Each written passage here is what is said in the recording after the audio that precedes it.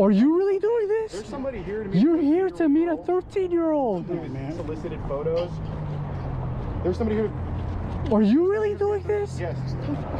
Okay, it's...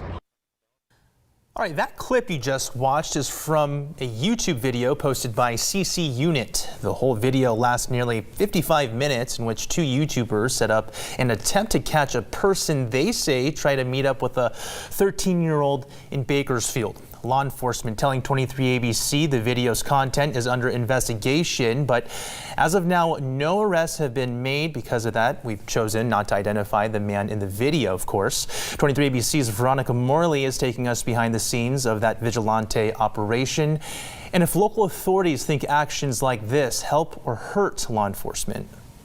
You initiated a conversation with a 13-year-old knowing she was 13, yes or no? Went on that same 13-year-old account and messaged him as a fan saying, hey, I love your YouTube. And he's like, oh, thanks. And we just liked his comment. That's it.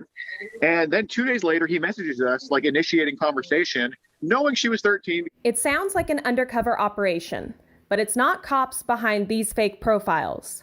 They're the creators of the YouTube channel CC Unit, which stands for Creep Catching. The group posts dozens of videos just like this one, where they posed as a 13-year-old online and met up with a person they were talking with, which they say took place here in Bakersfield. What we do is we tell every predator we live where they're from. Because I have arrests in Los Angeles. I have arrests in like Temecula, Riverside area.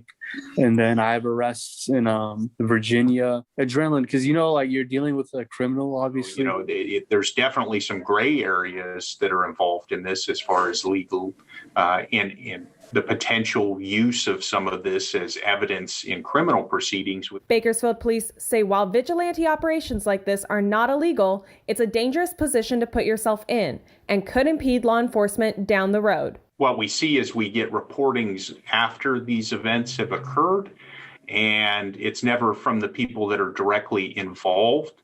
And so that creates problems with the obtaining of all of the information. They say impede on their investigations. There is no me and Ghost respectively have caught combined over 300 predators.